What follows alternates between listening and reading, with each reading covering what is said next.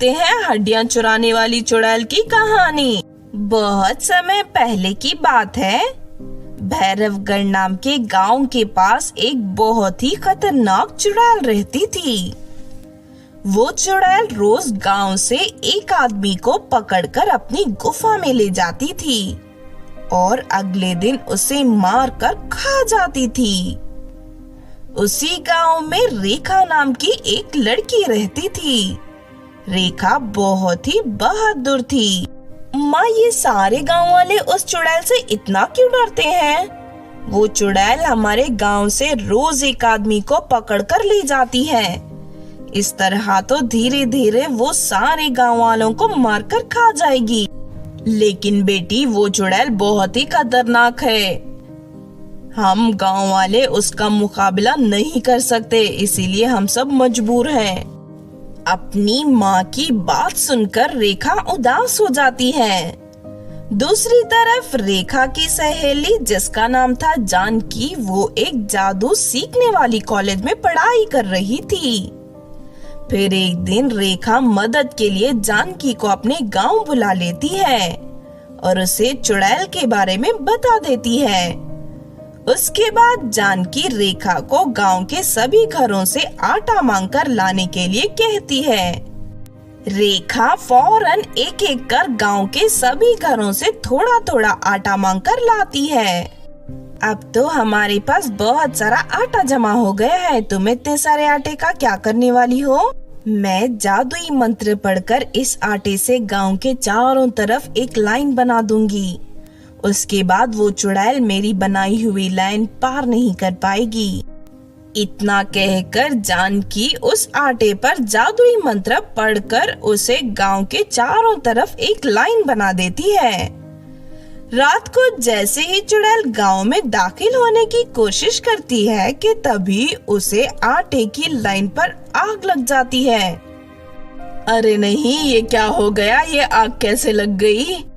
काफी देर कोशिश करने के बाद भी चुड़ैल उस लाइन को पार नहीं कर पाती और वापस अपनी गुफा में लौट जाती है। ये देख रेखा और जानकी बहुत खुश होते हैं। अरे वाह, तुमने तो कमाल कर दिया। अब वो चुड़ैल इस गांव में कभी दाखिल नहीं हो पाएगी। उधर दूसरी तरफ चुड़ैल मदद के लिए एक दूसरी चुड़ैल के पास जाती है और उसे सारी बात बता देती है। देखो, गांव के चारों तरफ आटे से बनाई हुई एक जादुई लाइन है। तुम उसे पार नहीं कर सकती। उस लाइन को तोड़ने का सिर्फ एक ही तरीका है। तुम्हें इंसानों की हड्डियों का एक पाउडर बनाकर उस लाइन पर डालना होगा। उसके बाद जादू का असर खत्म हो जाएगा और तुम आसानी से गांव के अंदर जा सकोगी। ये सुनकर चुड़ैल खुश हो जाती है और अगले ही दिन गांव के पास बने कब्रिस्तान से मरे हुए लोगों की हड्डियां चुराना शुरू कर देती है। फिर कुछ ही दिनों में उसके पास ढेर सारे इंसानों की हड्डियां जमा हो जाती है। उसके बाद वो चुड़ैल इंसानों की हड्डियों को पीस कर ढेर सारा पाउडर तैयार कर लेती है। अब मुझे उस गांव में दाखिल होने से कोई नहीं रोक सकता। अगले दिन चुड़ैल उस पाउडर को आटे की लाइन पर डाल देती है। उसके बाद जानकी का किया हुआ जादू खत्म हो जाता है। चुड़ैल आराम से गांव के अंदर चली जाती है। तभी उसकी नजर रेखा पर पड़ती है। आज मैं इसी लड़की को अपना शिकार बनाऊंगी। इतना कहकर चुड़ैल रेखा को पकड़ लेती है और अपने साथ ले जाने लगती है। अरे नहीं, ये चुड़ैल गांव में कैसे घुस गई? अरे कोई बचाओ मुझे, कोई बचाओ मुझे। तभी जानकी सामने आकर चुड़ैल का रास्ता रोक लेती है और कहती है, ठहर जा चुड़ैल, मेरी सहेली को छोड़ दे वरना मैं तुझे जान से मार दूंगी। ये सुनकर चुड़ैल हंसने लगती है और कहती है, अरे तू एक मामूली सी लड़की, मेरा क्या बिगाड़ लेगी? अच्छा तो ये बात है, ठीक है अभी तुझे बताती हूँ। इतना कहकर जानकी अपने थैले से एक जादुई पटाखा निकाल लेती है। और उसे चुड़ैल की चोटी में बांधकर उसमें आग लगा देती है। पटाखे के धमाके के साथ चुड़ैल के सारे बाल जल जाते हैं और साथ ही उसका शरीर भी जलना शुरू हो जाता है।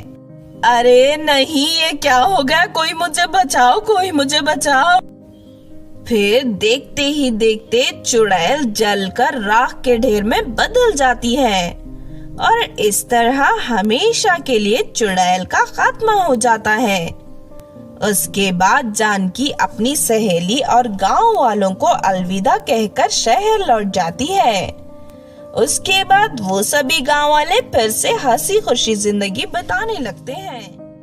तो आपने देखा दोस्तों, हड्डियां चुराने वाली चुड़ैल की कहानी। इस कहानी से हमें ये सीख मिलती है कि हमेशा बुराई का अंजाम बुरा ही होता है। अगर ये कहानी आपको अच्छी लगी हो तो जरूर लाइक करें और हमारे चैनल छोटू टीवी को सब्सक्राइब भी कर लें। और हाँ दोस्तों, हमें कमेंट करके जरूर बताना कि आपको कहानी कैसी लगी।